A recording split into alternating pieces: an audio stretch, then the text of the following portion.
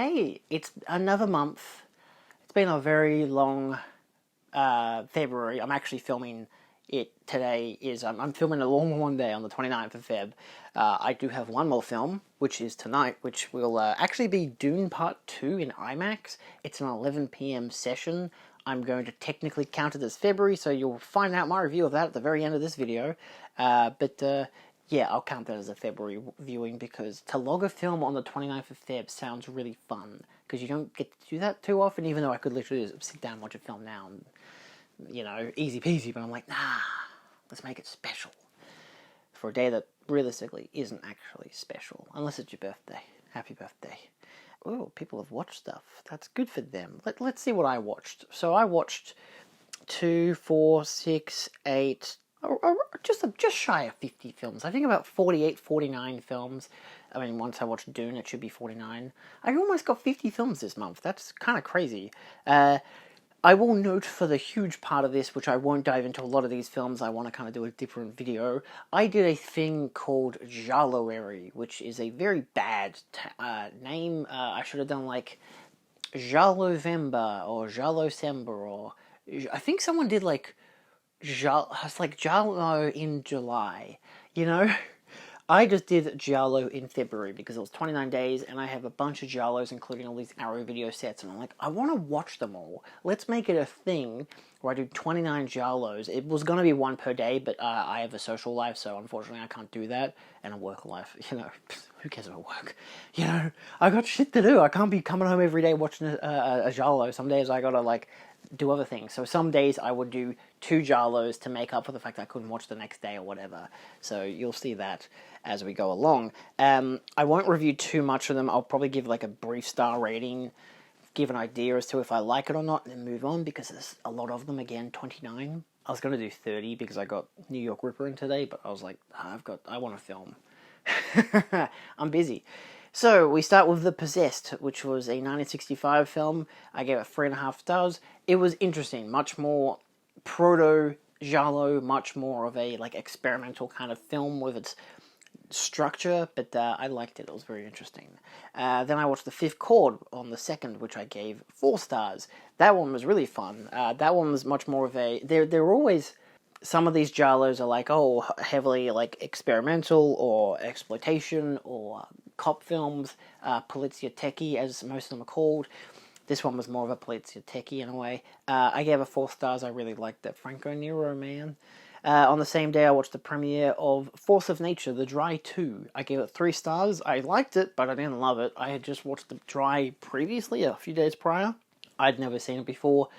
And we'd already booked tickets for The Dry 2 because Eric Bana was going to be there. It was a whole thing at the Astor, and it was really fun. I think it was bonus because I got to see the director and the producer and the writer and Eric Bana all up there talking, and that was really cool. The film was kind of meh, though. It was well shot and well produced, but it's narrative-wise and character-wise, it didn't really add much as a sequel. It was kind of a letdown. So again, 3 stars. It's perfectly fine, perfectly adequate. Not much to write home about, to be honest. Then on the 3rd, I watched Seconds at the Cinemaniacs. It was their first session back. I didn't really like the film that much. I still gave it 3.5 stars. It's one of those really good performances, but it kind of rules really, really slow, and maybe I was just really tired because I'd been up since 6 o'clock that day, because now on Saturdays I'm busy with, what do you call it? Let's turn this on because it's a bit warm in here. I've got filming on Saturday mornings, which is really annoying.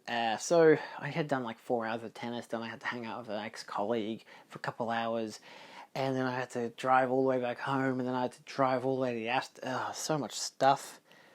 Yeah, it's one of those films I might reappreciate a lot more on a rewatch, but for the most part, it was interesting. But yeah, I don't know. It was just surprising that everyone was giving this 5 stars and whatever. I'm thinking, what about this makes it 5 stars? All the twists and everything I think were really predictable. The message of the movie seemed pretty predictable. None of it seemed really outstanding outside of the visual aesthetic, and Rock Hudson was great in it. So it's it has a good cast and it's well directed, but I didn't really love it. So I did not give it a like, but I gave it 3.5 stars. On the 4th, I did a double feature of the Giallos because, again, I couldn't watch one on the day before. So I watched the Pajama Girl case, which I gave 3 stars. It was kind of meh. Much more of a latter stage 1977 Giallo, so well later in the game for Giallos. If you know anything about the American slashers, you know that like the 80s, they peaked 78 to like 85, and then after that it was just kind of like the same shit regurgitated over and over and over again. This is kind of by that stage that they've run out of ideas and it's just not really that interesting anymore.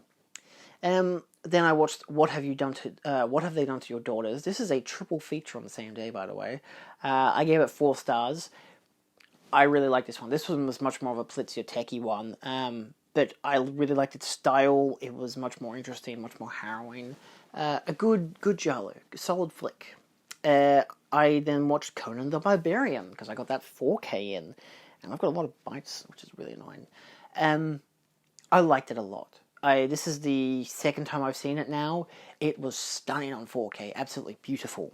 Yeah, I think you kind of got to get in the mindset for the Swords and Sandals epic, but it was beautiful. The sound design was great. I watched it with the Atmos. I kept jumping back and forth. If you see my This Weekend, you know I jumped back and forth for like the first half an hour because the music, I felt like, needed to be more prominent. But then when they started talking, you realize, oh, the music is just like this operatic, like in the background, like mystical thing. It's not meant to be the only thing that you hear, but it is for like the first half an hour because there's no dialogue until like there's narration, but then there's like no dialogue for the first half an hour of the film. It's all visual storytelling. But then when they start talking, you realize, oh yeah, no, go back to the Dolby Atmos. It sounds so much better in Dolby Atmos when they actually are talking. Then I watched on the 6th Strip Nude for Your Killer, which I gave 3 stars. It was okay. Yeah. On the 7th, I did another triple feature. My God, I had days, didn't I? I watched The Insider, which is a Michael Mann film. I gave it 4.5 stars. I had never seen it before. It was really fucking good. It's like, man, this guy just knows how to make a film good, you know? Like the true story element, everything about them, he knows how to make them real goddamn fun and interesting. He's good with a cast that is good, if that helps. I don't know, watch Michael Mann films. He's a bloody good director. Then I watched Smile Before Death, which I gave 2.5 stars. I thought it was kind of really meh. It was mostly just, hey, let's take photos of this girl while she's naked, and then not much else. The last act saved it. It would have been a much lower rating score if it didn't have the insane twist finale that it has, but the insane twist finale is the only thing that really carries it, unless you really like sexploitation, basically. Especially for a character who's meant to be a minor, but obviously she's not a minor. It's revealed in the twist that she's not a minor, but she's pretending to be one. It doesn't matter. She sleeps around with every person there anyway, so what does it matter?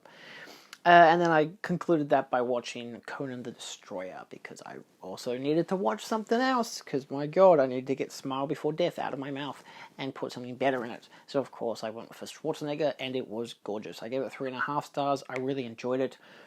Definitely not as good as The Barbarian, but it's really a lot of fun. It's a very funny movie, and I really liked that. It felt like it went for a kind of more kiddie aspect. A lot of people kind of criticize that element, but I'm like, I mean, come on. It still has the blood and gore. Like, it's still violent as shit, but it's also, like, fun, and it's just an adventure, you know? It's what you need from the Conan films. Just a guy doing shit, and then he moves on at the end of the day. It's like a Western, but with swords and sandals. It's simple. On the 8th, I watched The Weapon, The Hour, The Motive, which I gave 3.5 stars. Another one of those obscure giallos, thanks to the Giallo Essential sets that totally are essential. They're not really, but still. I liked it. I gave it 3.5 stars. It had a very interesting mystery, very nicely shot. I think a good score as well, so, you know. And then I double featured it with The Monster Squad on 4K, because I think that had like just come in, or the week before. Gave it 3.5 stars. I don't love this film as much as obviously a lot of the fans do. I'm like, it's still a good film. If it was 90 minutes instead of 82, I feel like it would have been better. Like, it feels like it's just comes a bit short of being, wow, this is a great film, you know? It's a good film, though. It's fun, the effects are great, the characters are fun, it's shockingly offensive. You know, there's one thing when you have a kid who's just called, like, what, fat kid or whatever. Like, that's one thing. But then when you start throwing the F word around, then it's like, oh god, we're doing homophobic slurs as well? My god. I know I've seen this movie before, but it still kind of catches you a bit off guard. Yeah, anyway. Looked great on 4K, I'll give you that. On the 9th, I watched The Killer Reserve 9 Seats, which I gave 2.5 stars. Not great. Really dull, just really drags out. The killer is really bad. Like, when they reveal who it is, it's like, really just was that guy? That's really boring. A great mask killer, sure, and a good location for it, because it's all set in, like, one opera house. But, you know, there are better opera house, theatre house movies that are genres. One done by fucking two of them that are done by Argento with both Deep Red and opera, so, you know. I followed it up with Blazing Saddles because it's like the 50th anniversary of that film, and people were talking about it on the tweet box, and I was like, you know what? I actually wasn't going to watch it, but then my brother and his partner decided that we're going to have an hour-long bath, as you do. And I was like, cool, I'm going to watch a movie. So I put it on, and it was like, I got an hour in, they came in, they're like, oh, how long has it got left? I'm like, oh, about half an hour. And they're like, okay, let us know when it's done, because it's Blazing Saddles, it's quick, it's simple, it's fun. I gave it 4 stars. And then when I was done watching it, they didn't want to watch the movie they want to watch. They want to go to bed instead. So I'm like, all right, cool, you do that. I'm just going to do other shit now. Bye. But yeah, Blazing Saddles. You just can't go wrong. It's really funny. I love how there was so much discourse about, you can't make this movie today. It's like, who cares? It's a good film. Why would you need to make it again? On the 10th, I did another double feature. I did The Night Evelyn Came Out of the Grave, which I gave... Yeah, I know, look at that poster. Fucking crazy.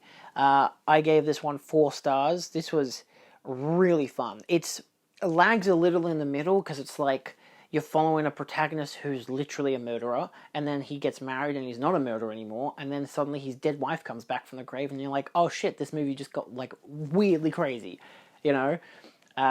And I mean, look, the name is literal. I thought it was a metaphor. Oh, the night Evelyn comes out of the grave, it's a metaphor, because it's like guilt and repressed feelings and all this kind of stuff. It's like, nah. I mean, yes, but also, walking corpses, kind of, maybe. I don't know, it's got a really great reveal. Fantastic sequence for how they bring Evelyn back. Not really any spoilers, it's literally in the name of the movie. But then I followed it up with Wolfman's Got Nards, which was part of that Kino release for... I keep thinking it's a Scream Factory release, but it's Kino release for Monster Squad. Because it comes with Wolfman's Got Nards. And this was really, really good. I gave it 4 stars. I much preferred it to the film Monster Squad. I liked how it talked about the making of, and there was a good selection of stuff that I wanted to hear, but then it was also talking about the audience and how they've received it and how it's grown as a fan base thing. And I know that people didn't like the doco. Some people didn't like the doco because it was too much of a, it's just about the fans telling me how much they love the film. I'm like, yeah, because it's about the fans. It's literally a film that examines fan culture and how much they've, how it went as a film. Here's the production of it, release, nobody watches it, and it slowly grows a cult following. It's interesting. I like how they talk about that. If you want a good behind-the-scenes doco, they literally have one on the special features disc where there's like a good making-of documentary, which is around an hour and a half as well.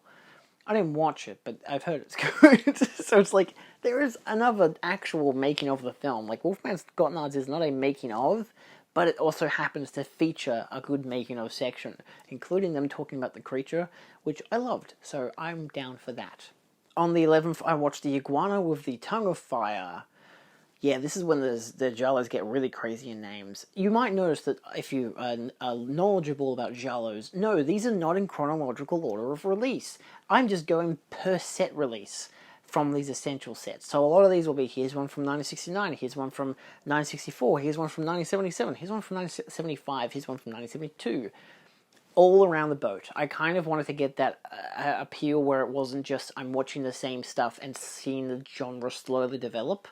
I kind of like the idea of going back and forth and being like, oh, okay, so this is how they got to here, and now this is where it was established here, and then jumping back and forth was really fun. I would probably give Smile Before Death a lot lower of a rating had I seen a Sergio Martino film, which came out like 2 years prior, because it literally is the exact same film, except Sergio Martino's one doesn't feature as much graphic nudity, and actually has a story, and it's a lot more fun, but that's just me. But Iguana of the Tongue of Fire was really overly complicated. not a great villain reveal, but it was still fun and decently shot, so had some funny moments, I'll give it that. On the 12th, I watched The Suspicious Death of a Minor. Man, all these are actually Giallos. So let's bang it out. Suspicious Death of a Minor, I gave 4 stars. Turns out Martino, good director. I actually got the Martino set separately as well, which comes with this film and 2 others of his. So I gave Suspicious Death of a Minor to a friend who was there at the Cinematics at the time, because I'm like, I've already seen this film and I think it's great, you should watch it. Here you go, happy birthday. It wasn't their birthday. Anyway, on the 13th, I did Forbidden Photos of a Lady Above Suspicion. Exceedingly, it is kind of really dull for the first half. This is 1970s. Was this the one where I'm thinking of? Oh, okay. So it's more of a blackmail film, but then by the last half an hour, I'm like, because it's still an interesting blackmail film, but I'm like, I'm not here for blackmail films. I'm here for stabby, death. But then it becomes gaslighting and murder and backstabbing, and I'm like, oh shit, this just got really good. Not fantastic, but really good. Again, the title says it all, doesn't it? Then I watched Death Walks on High Heels, which I gave 4.5 stars. I loved this one. This one was one of the 3 Luciano Ercole films. I think the previous one was a Luciano as well. Forbidden Photos, or was that my? Yeah, no, okay. So he did Forbidden Photos. Then he did Death Walks on High Heels. I just love Death Walks on High Heels. It was beautiful. It was so fun. It was so chaotic. There was so much twists and turns and kills, all kinds of crazy shit that I started to really love about the Giallos. But then on the 14th, I did a double feature. Perfect time to double feature it, because I think that weekend I had to go out. So I was like, I can double feature these 2 on one night, which was including Death Walks at Midnight, which I gave 4 stars. And then the next night I double featured another 2 films. These were the last 2 films I also had from my Giallo Essentials sets, so I honestly would suggest, I think it was whatever set has these 3 Lucio, whatever they're called, films, with Forbidden Photos of a Lady Above Suspicion, Death Walks on High Heels, and Death Walks at Midnight. 3 of the best ones. Did I not talk about Torso?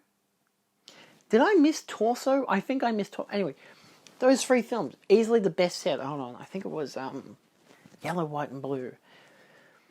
The yellow set, the white set, and the blue set. The blue set is the one with all those 3 films I just mentioned. The white set had The Night Evelyn Came Out of the Grave and Suspicious Death of a Minor. I didn't really care much for Iguana, but still 3 pretty decent films. The yellow set, which most people consider to be the best of these Giallo Essentials, I think that was basically when they were coming out, because the blue one came like 2 years later, has Torso, Strip Nude for Your Killer, and What Have They Done for Your to Your Daughters. And Torso, I forgot to mention, I watched that on the 5th. Somehow I glossed over that between Conan and Strip Nude for Your Killer.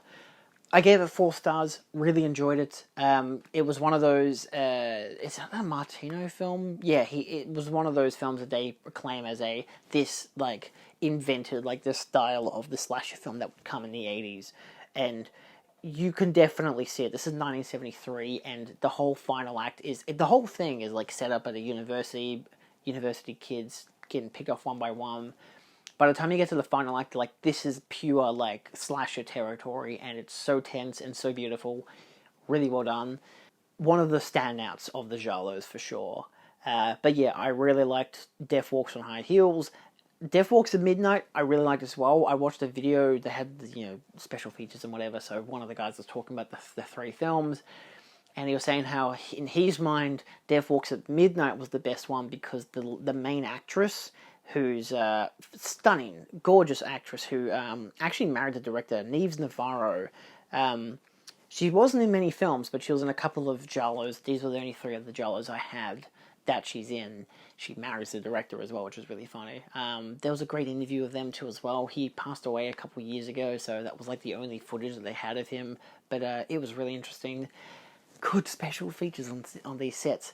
But she was, the guy was saying how he thinks that Death Walks at Midnight was the best one because she's in the whole entire feature, and she's more of the F. Charlie detective rather than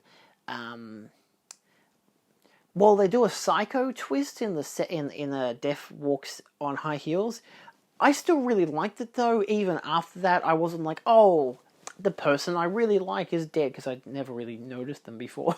They were in the previous film, the Forbidden Photos of a Lady Above Suspicion, and trust me, she's really obvious in that one. But I hadn't really connected the dots yet. Because again, a lot of these have similar casts and stuff. But yeah, just I don't care. As much as it's probably, yeah, sure, Death Walks at Midnight is probably the better film, I had a lot more fun with Death Walks on High Heels. I really liked it. I really liked the twist. It was so over the top. It just kept going and going and going. Once you get past the part where she dies, you're like, man, this shit's, it's either going to sink or swim, and boy does it swim. It sails, baby. Anyway, on the 15th, I double featured Blood and Black Lace, because I wanted to watch the 4K UHD I'd gotten, and still a stunning 4K UHD. I'd only had the previous Blu-ray, which wasn't I think it was just a 2K remaster, which I gave to my friends, actually, because the ones I gave Death at Midnight, because Katie and Phil, the two, I interviewed Caitlin last year, was it last year, for my interview show. I hang out with them, it's great. Good friends. But yeah, so I gave them, Death of Minor, and I had given them Blood and Black Lace, because they didn't have it, and obviously they're a fan of Bava's films, and I was like, yeah, well, here you go, I've got the 4K UHD now, and it looks stunning. I gave the film 4.5 stars. I definitely enjoyed it a lot more this time than the first time, but it's just a really fun 60s kind of like zesty thing. I think there was a word that they used for it that I don't think I put in my review. He just said swanky soundtrack. That doesn't help. There's a goddamn style of the soundtrack that they use, and it is so gorgeous, so fun, so 60s pulpy kind of thing. I don't know, it's fun. But yeah, divine film, beautiful, worth getting the 4K UHD for sure. And also on 4K UHD, I watched Bird of the Crystal Plumage. Bird with the Crystal Plumage. I always used to think it was Bird of the Crystal Plumage. Bird with the Crystal Plumage. Obviously, Argento's first film. And yeah, I really liked it this time. I had given it like 3.5 stars, like back in like 2021 or whatever. But I gave it 4.5 stars this time. I love the style, the look of it. Again, the 4K UHD, stunning remaster. And it's just a really interesting film. Even knowing who the killer was, I'm like, this still really works. Like sometimes knowing who the killer is can make or break a film. I feel like sometimes it can, sometimes it can't. It really depends. It kind of works, I guess. It makes the film more interesting sometimes when you're like, oh yeah, I can't wait to see them. But then, like the Scream films, but still, it's good. He knows how to make a film look bloody interesting, and the characters were fun, the story was compelling, I was interested the whole goddamn time. Yeah, 4.5 stars, I really liked it. On the 17th, I watched, so we go from the 15th to the 17th, I watched Fright Night. I got to introduce it to my girlfriend who'd never seen it. It was playing at the Astor for the Cinemaniacs, so I got to see it with Phil and Katie as well. It's my favourite vampire film. I gave it 5 stars. I love it. It was so beautiful to watch it on the big screen. I do have the 4K UHD as well as the old Eureka version, which is also like a 4K remaster, and I'm like, this is clearly like the 4K scan that they've like projecting on the screen, which I'm very happy with. But I'm like, I gotta watch that 4K UHD. But yeah, it's just such a beautiful film. It's so funny. It's so sexy. It's everything about it is so divine. It's exactly what I would love in a vampire film. And just carried out perfectly. So, and there was like an hour presentation beforehand, which was really fun. So, yeah. On the 18th, I watched The Case of the Scorpion's Tail, which was part of that Martino set that I got. I gave it 3.5 stars. I didn't really like it. Like, I didn't love it. I didn't give it a like on Letterboxd, so I just gave it 3.5 stars. I'm like, it's still good. It's got the style. It's got the wit. It's got like the case. It's good at what it does, but it very much feels like too early in Martino's career for it. Seems like he's just making the kind of like generic giallos that people are making. This is like, what, 1971? So he hadn't done Torso, he hadn't done like the Death of a Minor and whatever, like the ones that I thought were really fun, that were really interesting. He hadn't done a bunch of action films, so his like cinematography wasn't as dynamic. But yeah, so this is a good stepping stone for him. Like, this is, if you watch his films, you're like, this is an interesting starting point, but then from there it just fucking takes off. It's just kind of similar with Argento, but I feel like I've backfired on Argento, which we'll get into in a second. I double featured with with Case of the Scorpion's Tail. I watched Basket Case, which I gave 3.5 stars, but I gave it a like. This is again the DVD copy that my friends had given to me. Did I mention that, or was it previously in my mail video? Because I got the Second Sight Steelbook because I borrowed the film from them and wanted to know if it was good.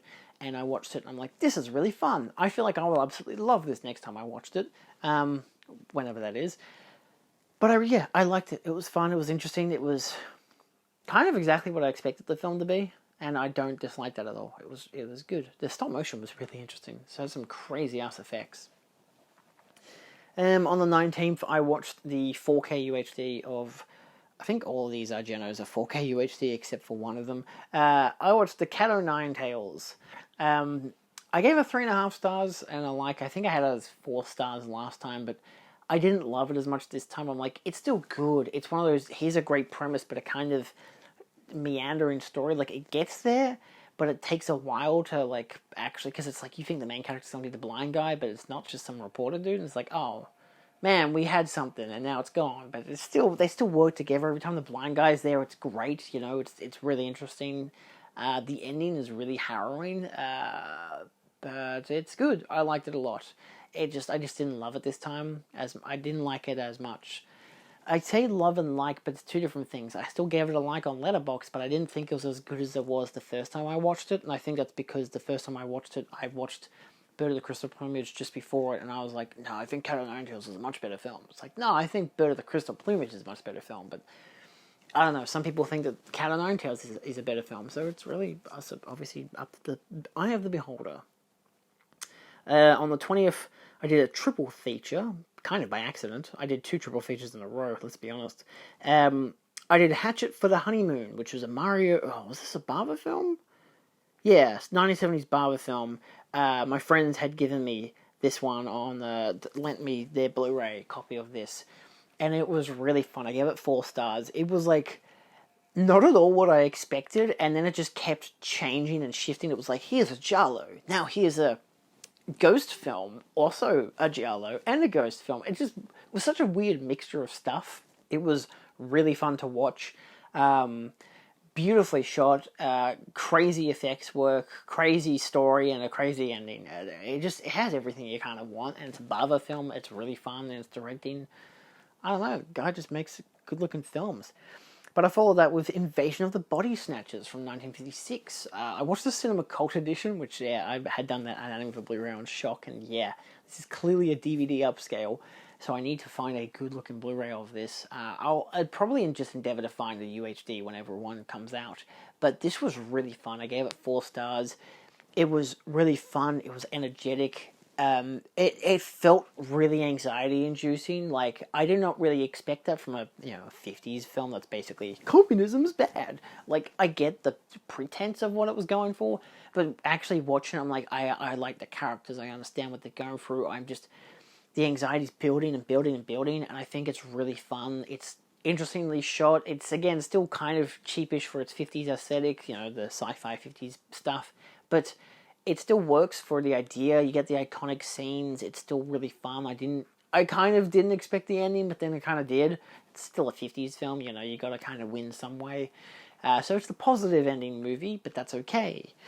But then I followed that with Night of the Zombies. That's also called Night of the Dead, or Virus, or Hell of the Living Dead. That's the version I watched. It's the 88 Films 4K release. My friends, again, Phil and Katie, had gotten the disc replacement, and it was just in a standard blank case. I think I, again, showed it off on one of my This Weekends, and I figured, I'll check it out, see what it looks like, and I put it on, and then I just was like, I can't be bothered editing. I'm just gonna watch the rest of this movie. So I plugged in my earbuds, because they got the Dolby Atmos and whatever.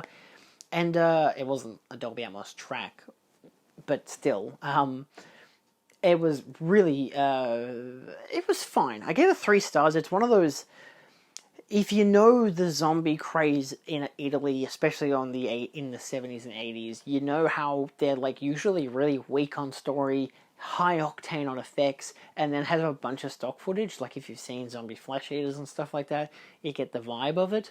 And to be fair, as a movie, this had a beginning, it had a middle, it had an end, it had characters to follow. It had a narrative that was semi-interesting. Like, the effects were really fun. Sure, mine had the color grading that was wrong, so it had purple blood, but I don't really care. It was a freebie. I'm not going to buy the actual version. I can just make a custom case. But yeah, it was definitely not what I expected in some degree, but for the most part, it's like, yeah, I can. The stock footage was nice. My only issue was the factor of, outside of the fact that the main lead actress dresses like a native, and then you just got her looking at a bush, but then it's cut into stock footage of like a native tribe in Papua New Guinea, and it's like, this kind of sucks. But then the zombies attack, and it's like, hey, it's fun again, you know? So some of the stock footage is a bit cringy, a bit boring, but then a lot of it's like animals and stuff, and it looks nice, but again, it's also like, it's stock footage, so it's not going to have the same film quality as the actual footage, so you can immediately tell when it's stock footage. But the zombies were fun. Gross out effects, the way some of the characters die, oh my god, the eye-popping stuff, insane. Someone literally gets their face just ripped open and everything. It's fucking gnarly. So if you enjoy that kind of stuff, you'll like it. But if you want an actual, like, proper story and whatever, or, like, compelling characters, or a good dub, this ain't your film. But I thought it was really fun for what it was, so I still enjoyed it. On the 21st, I did another triple feature, as I mentioned. I watched Funny Games, the 2007 remake. I gave it 4.5 stars. I didn't initially find it as shocking because I'm like, home invasion, whatever. Not really a genre that really kicks me in the groin or anything. But then the character starts kind of talking to the camera, and I got really creeped out. It just kind of dwelled on me, and I was like, this is really creepy. But it's definitely a film that not just invites rewatches, but also invites you to not give a shit about the main characters, and I really like that about it. Because it's like, there's so many times, there was a part in particular where the main characters were left by themselves, and I'm like, man, this is kind of dull. And then I looked at a review later, and this person was saying how it's like, it's so insane how the director, like, whenever he just leaves you with the main characters, you're like, man, this is boring, bring back the psychopaths. And I'm like, oh my god, that's literally what the film is trying to do. It's like, it makes you want to see the carnage and the brutality, and it's like, that's fucked. But then you also don't see a lot of the brutality, how it's staged and everything. Very interesting film. I followed that up with the 70s version of Invasion of the Body Snatchers, which I gave 4.5 stars. I actually enjoyed the original more. I found that to be more anxiety-inducing, more impactful. But, I mean, the 70s version has a much better cast. It has a much better style, I should say. Like, the more realistic style, the 70s style. Everything it does really well. I like how it's not just communism bad. It's actually more intricate with its details and its ideology and what I was talking about. The effects work is fucking incredible. It was funny talking to my mate about it the next day because he was like, yeah, no, I've seen both. And when I watched the original at school, it was great. And then, you're watching, like, this is such a cool film, and then you watch the remake, and it's like, man, I'm bored after the first, 20 minutes. That's not a good sign. I'm like, yeah, that's just the pacing. It's so different. It's a huge contrast. You can't really go back to back with them, because it's like, I feel like you'd have to go with the 90s invasion of the... Is it just called Body Snatchers? I haven't seen the 90s version yet. I was planning to before the month ended, but I got too caught up with other stuff. But I will be watching it soon. But yeah, it's... interesting. I definitely think it's the better film as an overall, not just because of how it ends and how the characters and everything, but just like it does everything so effectively, and it's so well done in its modernized filmmaking style, which I think is why a lot of people don't care for the other remakes, because it's like, well, when you got a version of the film which does it all really, really well, why would you need like a 90s remake and a 2000s remake? So I'm yet to watch either of those two remakes, but we'll see when that happens. And the 4K UHD, by the way, from Arrow, fucking stunning. Worthwhile. I only had the previous Arrow release, which I think was just a standard 2K scan, but this was really good. And then I watched Four Flies on Grey Velvet because I needed to do my Giallo for the day. And I actually streamed it on Plex, which was a bad idea. A bunch of ads. I didn't know it was for free on Netflix. For free on YouTube. I should have watched it on YouTube. It is like the new like longer version, and you can tell because it has all these spots where the film transfer looks fucking awful. But like, I think it was a Shameless Blu-ray that Label in the UK had done their remaster, and that was the uncut, like longer version, and that's the version that's up on YouTube and on Plex for free. So if you want to see it, go watch that. I did not like the film that much. I gave it 3 stars. I thought it was really underwhelming, but there was also like, because a lot of people had kind of hyped it up as, oh, it's his lost masterpiece, and one of the people I follow on Letterboxd absolutely loved this. Like, I can understand why this is his masterpiece. It's such a beautiful film. It's got this and that. And I'm watching it, I'm like, I mean, like, the murder mystery starts off really interesting. It's a great premise. But then none of it really works out for me. Like, the first 10 minutes, fantastic. The last couple minutes, really tense with a fantastic ending. Absolutely insane ending. And I really liked the end of it. But in the middle of it, it's just kind of like a lot of meh. Then there are all these comedic moments, and I'm like, is this meant to be funny? I don't understand what's happening. It's like, clearly he actually was doing comedic bits, had all these characters that were literally irrelevant to the story. Not just red herrings, but just completely irrelevant. They were there for a couple of scenes, they meant nothing to it, and then they just never show up again. It also doesn't make any sense. When they reveal who the killer is, I'm like, how could that be the killer if the killer was in a different place at the same time? So, yeah, it's not perfect, but I would suggest watching a version, especially if it has subtitles, because there's a part at the end during the villain monologue where it cuts to Italian because they don't have the English audio, and there was no subtitles. I don't think the YouTube version has subtitles either, so it might, I don't know, but the version I watched on Plex definitely did not. So that was kind of annoying, but it kept cutting to the English parts, which was like the main line of dialogue you needed to hear. So it's disappointing, because, you know, it was meant to be like one of Argento's last good films before the 80s. I'm like, damn, I was really excited to watch it, and it just wasn't that great. I didn't like it that much. I hope to like it more on rewatch, but I don't know. Maybe knowing what it is going into it next time, I might be like, actually, it's better than I thought. If you know. On the 22nd, I watched Don't Torture a Duckling, which I gave 4.5 stars. Turns out Lucio Fulci can make a really good giallo. It was insane to watch. It's a beautiful film, but also incredibly dark and not the kind of fun slasher giallo you kind of expect. It's in fact like, oh yeah, life kind of fucking sucks, and everything sucks, and life is bad, and everyone sucks. And it's just that for like the whole runtime, and it's really interesting. Credit where credit is due. It's well acted, it's well shot, well directed. It's got a great ending to it as well. Like, it all pays off really well, so I definitely would recommend it, especially if you're a Fulci fan, or if you want a very interesting kind of giallo. This one's definitely there. On the same night, my mate Guy and I watched Drive Away Dolls, which had just come out that day. I also gave that 4.5 stars. I absolutely loved it. We both watched it, and it was great. It's one of those times in the cinema where there's a couple people there, and they're mostly at the back, and him and I are just like cracking our fucking heads off at every single joke. It was a lot more risque and expletive than I expected. And then when it just kind of went there, I'm just like, oh yeah, I'm in this, you know. And the editing style, how it was written and directed. Obviously, it's an Ethan Coen film. It's co-directed technically, but shadow-directed, but co-written by his wife, who also edited the film. And it was really fun. It's really interesting knowing that that she in real life is a lesbian, and this is what my mate was saying, and they got married. And they've had kids, but they've had a kind of open relationship, but she gets his style. Like, he's the over-the-top kind of crazy, funny guy, but then you compare him to his brother, and the brother is like, I'm making Shakespeare, because art is serious. And then his brother's just like, hey, lesbian road trip, hoy. It's fun, I loved it. Favorite movie of the year so far, but I mean, Dune 2 will probably surpass that by miles.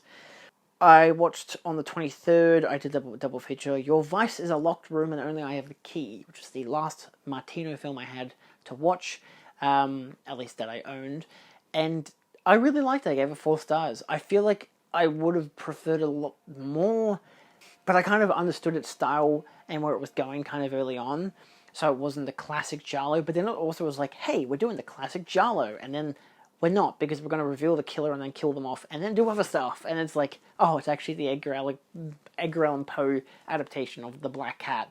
So I'm like, oh shit, so we just mixed an Edgar Allan Poe story with a Giallo. And I'm like, this is fun. So yeah, it landed it, that's for sure. I also rewatched Dune, or June, or Dunk, as I like to call it. I watched the 4K UHD. It doesn't have IMAX ratio, which sucks, but I had the whole night to myself because no one was home. Perfect time to watch it. I really loved it this time. I've seen it 3 times now, and the first 2 times I'm like, it's 4 stars, it's good, I enjoy it. You know, I watched it in cinema, then watched it in IMAX, and I just never loved it. Like, it wasn't vibe, it wasn't clicking, it wasn't landing it for me. But this time, 4.5 stars, it did it. I found its groove, and I was able to just dwell with the pacing and just enjoy every single second and every single grain of sand. It's a lot of goddamn sand. Keen as shit for Dune Part 2. On the 24th, I watched, technically introduced by accident for the 100th film that I've introduced my girlfriend to, Drop Dead Gorgeous. Phil and Katie had lent me a copy.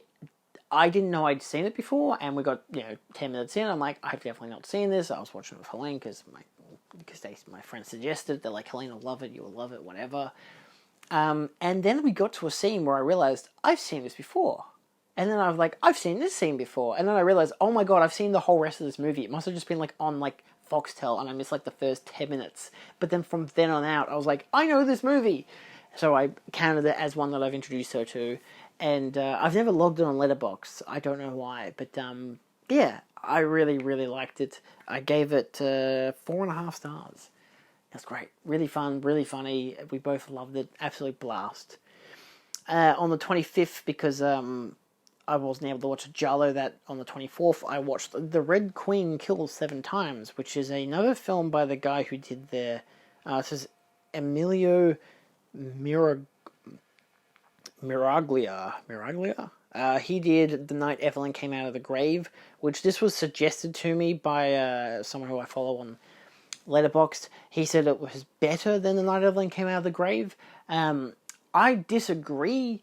I think The Night Evelyn Came Out of the Grave was a better film, but I do think The Red Queen Kills 7 Times is still really fun. It's very pulpy, it's very zany, it's basically exactly what you expect. It's about a red queen who kills 7 people. But it's also, who's doing it? What's the twist? It's all crazy Twistville. And then there's also a castle, because fuck it, we're doing castles now. It turns out gothic horror is fucking cool, so, I kind of appreciate that. That's what happens more in The Night Evelyn Came Out of the Grave. It's a lot more gothic horror, which I really appreciated. Gothic and supernatural, the great mix. But then on the same day, because I needed to also do a Giallo that day, I watched Deep Red, Profondo Rosso. I watched the 4K UHD. I actually introduced it to my partner, because the first film I ever introduced to her was Suspiria, and so I figured the 101st, Profondo Rosso. It was meant to be the 100th film, but because obviously I'd seen Drop Dead Gorgeous, so I was accidentally like, oh shit, I guess that's the 100th film. But for 101, 1 to 101, and she loved it. I gave it 5 stars. It's like definitely the pinnacle of Giallo. A absolutely stunning film. The 4K UHD is tremendous. It's got such a zany score. I watched the longer version that has the hybrid English-Italian cut, and it was still great. It was so fun. It was so compelling. And the whole time I'm thinking, I know who the killer is, because if you are an eagle-eyed person, you will notice the killer very early on in the movie. And then I realized the person who I was looking at wasn't the killer, and then the killer shows up, and I'm like, oh, that's the killer. And I'm like, man, the killer's not around a lot, are they? Too busy killing, I guess. Beautiful, fucking tremendous masterpiece. It's the best thing Argento's made. I love Suspiria, but this is his masterpiece quite easily. Then on the 26th, I did another double feature. I did Don't Look Now, which was part of my Giallo-wary, actually, because it's considered a Giallo. So I watched the Criterion, gave it 4.5 stars. I preferred it more this time over when I watched it a couple years back. I didn't really understand it when I first watched it, but this time watching it, I'm like, I get it now. Sometimes you need to rewatch films to actually understand them. And yeah, it was great. It's beautifully shot. The acting is great. The opening sequence is terrifying. The closing sequence is terrifying. It's not a film that I feel is as dreading the whole time, but what it does really, really well. And the editing, the way it's shot and edited, it's just fucking divine. It's such a good fucking movie. So yeah, gave that 4.5 stars. And then I watched Lucio Fulci's The Psychic from 1977, which has a different name. I think it's called Murder to the Tune of Seven Black Notes, the Severin version I have, which was like the first Severin film I've ever seen. Severin as in the, who released the 4K UHD. Great 4K UHD. I gave it 3.5 stars.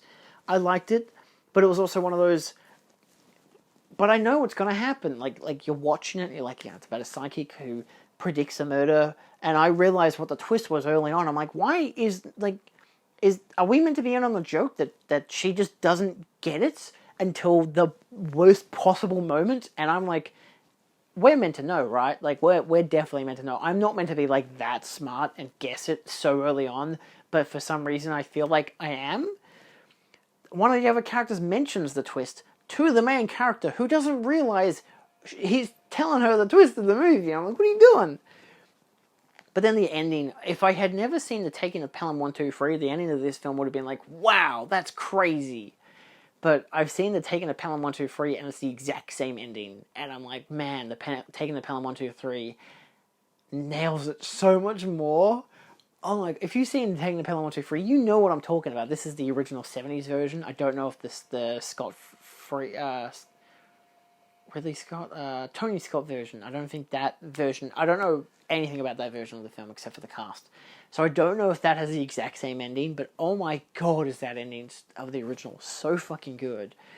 And The Psychic is just feels like a discount version. This was 3 years after Taking the Pelham 1, 2, 3, so whether there's inspiration or not, you can't credit The Psychic with having that ending first. On the 27th, I did another double feature. I did Macabre from 1980, which is a Lamberto Bava, the third film of his I've seen now, because I've seen Demons and Demons 2.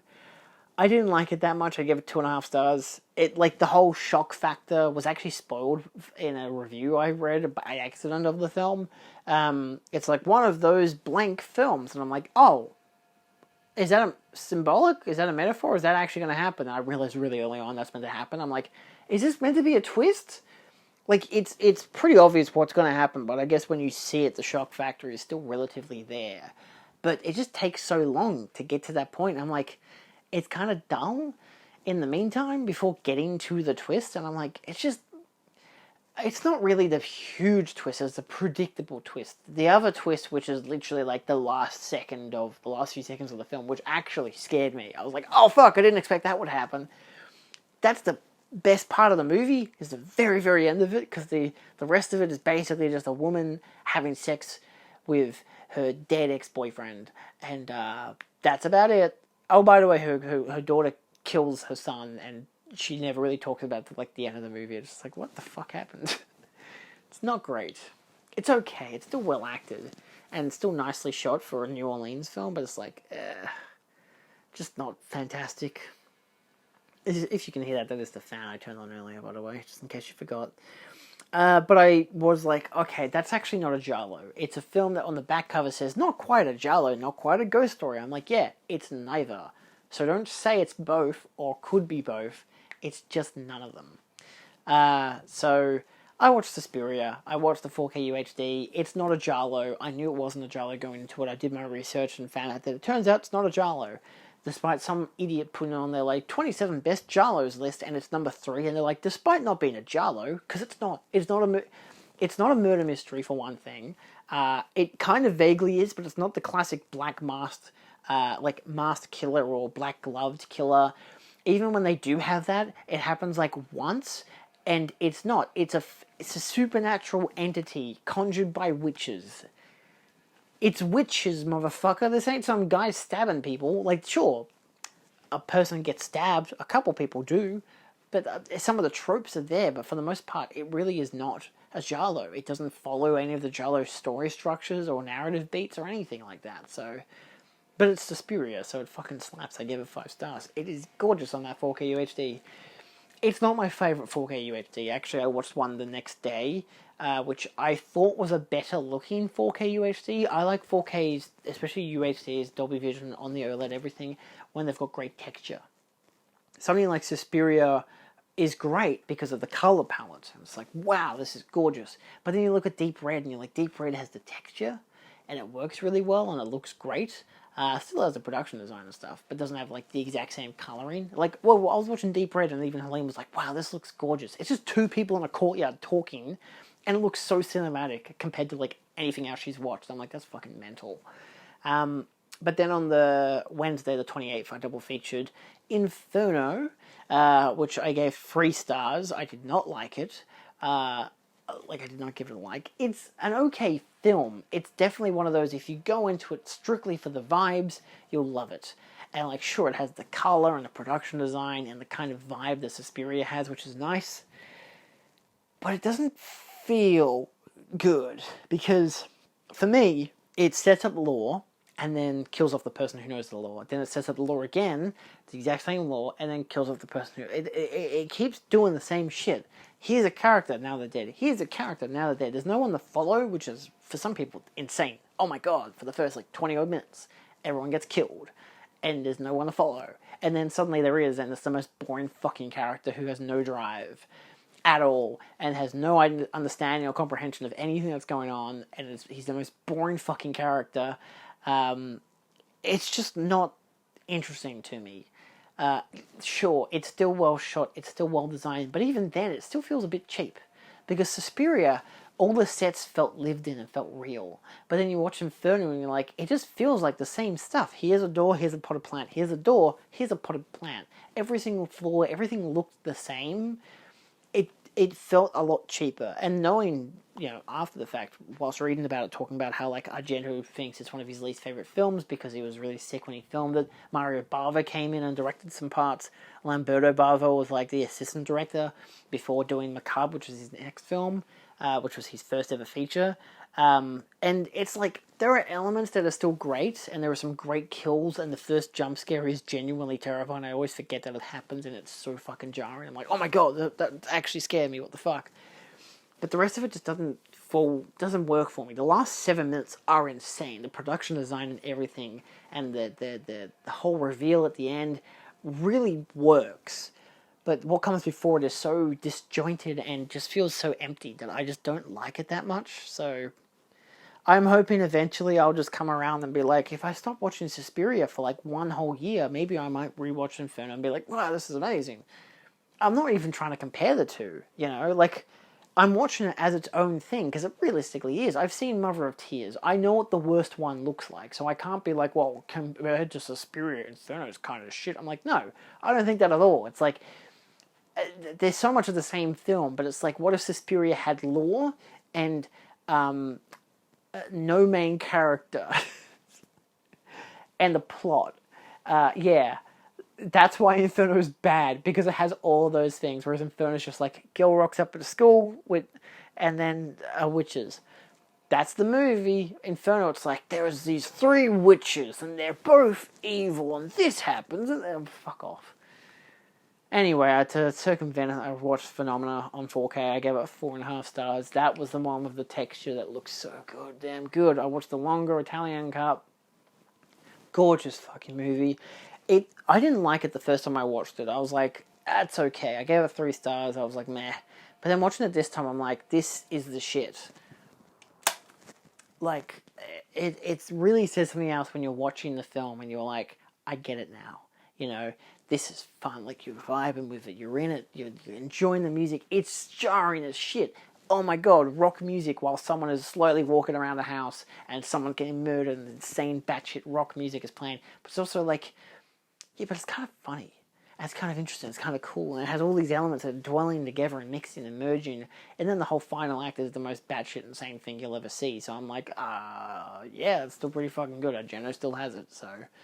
I would have liked to have rewatched Tenebrae. I wouldn't have rewatched Opera, but definitely interesting watching a bunch of these Giallos and especially a lot of Argentos. Yeah. Anyway, let's jump into Dune Part 2 and what I thought on that. Last but not least for the month, I watched Dune Part 2, but I actually want to briefly mention True Detective Night Country, because I had mentioned last month that I was watching that. I did finish it.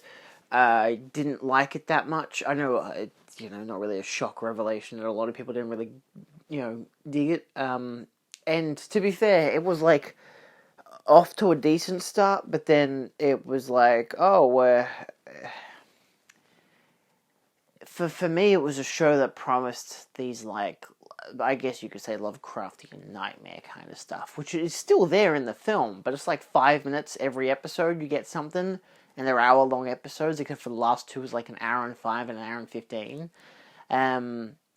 I still think, like, it was, decently well acted and, well produced, well shot, whatever, but just like, it was really tacky by the end of it, especially when they really started doing callbacks to the original season, like, the whole time as a flat circle and stuff.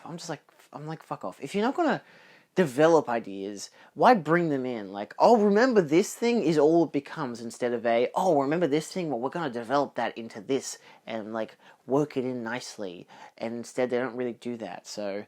I would not recommend the show personally. Obviously, I'd still recommend True Detective as a show. The first season is obviously the masterpiece that everyone claims it to be. I still like the second season, but I haven't seen it since it first came out, and that was like almost a decade ago, and I haven't seen season 3, so... Yeah, I can't tell you whether I like how certain I am on 2 and 3, but still, 4, or at least Night Country, was not great. But then, of course, Dune Part 2, I watched it at IMAX last night. It was technically it was an 11 p.m. screening. I vlogged it as the 29th, though, for a 2.5 hour long film, it was basically, I finished it on the 1st of March, but I don't really care. I don't log many films on the 29th of February, so I figured I'll go with it. It was good. I gave it 4 stars. I don't see it as the insane, oh my god, this is the greatest thing ever, like a lot of people are doing. And look, that's fine, but for me it was just like, as a spectacle, it is insane. The visuals, the IMAX, everything about it was perfect. In that regard, from an audio production, visual standpoint. I didn't really emotionally connect much with the narrative, though, so most of it I was just kind of like, I've gotten to a stage in the film where I'm just kind of like living to witness this stuff happen, and that's about it. Like, the best part was with the guy who plays Elvis. The whole black and white section in like the middle of the film, because the first hour and a half is like in the desert, and it got a bit boring to watch. And then they're like, oh, now we're in the other planet with the Harkonnens, and I'm like, oh, okay, this is interesting. Not just because of the black and white visuals, but a difference in narrative, something else, and it was really interesting to see. And like, I still like the overall plot, the continuous story from the first film. I like how the film is like, hey, you know how Paul's kind of actually becoming a bad guy? Yeah, isn't that great? It's a big part of the book, and I watched the film with my friend who has read the book a few times. He's a very big Dune head, and he was talking to me before the film about the books, and then after the film about what he think. He still likes the film, obviously, as a visual masterpiece. It's stunning. And, clearly Denis is great at his craft. But for him, it was like, there's stuff that they didn't do that's in the book that they probably still should have done, like, for a lot of book fans. Even if you've seen the David Lynch film, there's a time jump, which works really well in the context, and I'm not really pinning the film down as like, oh, I think negatively because it doesn't have the time jump like in the David Lynch film or in the book. I haven't read the book. I've got it. I read a chapter, and then I got bored because I'm not great with sci-fi or fantasy in terms of reading. I got to really dedicate a lot of time to it, and I'm like, I'm more of a movie person, so knowing the context of what the books happen and how it works in the books, I'm like, yeah, that makes sense. Showing how it's done in the film also still works. Like, they don't do as much of a time jump. They have, instead of his sister actually being a character, she's a fetus, and that's kind of funny. Like, that's some really surreal shit that on the IMAX is like, holy fuck, a giant fetus. It's very interesting, but again, it very much is just there's no real point in the film where I feel like Paul has a moment that is like, oh, because again, the book's like, there's a moment where his character kind of does this thing where he has a juxtaposition, like, okay, I either do this thing and I become a bad guy, or I do this thing and I die, but I'm still what I become after death is just as bad. Like this whole like, again, because it's a very religious, he's a very religious figure character, the Messiah. So it's interesting how there's like one scene where he kind of like, he asks a dead guy, hey, what should I do? And they're just like, look, mate, you just got to drink this shit, and if you don't, like, you drink this stuff and it'll give you clairvoyance, it'll tell you what you need to do. And unfortunately for that leads him down a worse path. So yeah, it's, but it's great. Like, I did enjoy the second half a lot, especially from the Harkonnens part onwards. I was really digging it. I'm very interested to see if, I'm hoping that they still do Messiah, because Denis said he wanted to do a trilogy, and it definitely feels like a film that has one last part coming. Like, this feels like a good conclusion to the first part.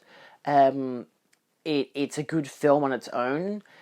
A lot happens, but it's also like, it's not overly complicated, which I think is also like my mate's weak point for the film, is that like there's no wiggle room, there's no room for interpretation. It's simply, this is what's happening, this is what's good, this is what's bad. There's no like moral grey area. Sure, the Harkonnens are bad because they're like, they want to kill the Atreides and they want to kill the Fremen, and that's a bad thing. But also, yeah, but when Paul wins, he's now going to try to kill like the universe, or like he knows that if he wins, 1 billion people are going to die, so it's like there's going to be a genocide in his name. So it's like, man, what a tough universe to live in. It's so crazy how this is the future. Like, it's not even a fantasy world, it's literally, here's the future, by the way, they've got nuclear bombs. Weird sequel to Oppenheimer, but okay. But yeah, I still think it's really good. I'm very interested to potentially watch it again. Maybe in IMAX, maybe not, I don't know. I watched it in 4K and it looked great. I don't really need the 1570 because it still had the whole aspect ratio. It definitely feels like you kind of got to watch it in IMAX to really, really appreciate it. Especially the sandworms, which had some wonderful sequences. But yeah, it's a lot of the times I was in awe of the visuals. It is a breathtaking film, but yeah, I definitely need to sit on it. And again, I still liked it. It was like the first film. I didn't love the first film till I recently watched it this year.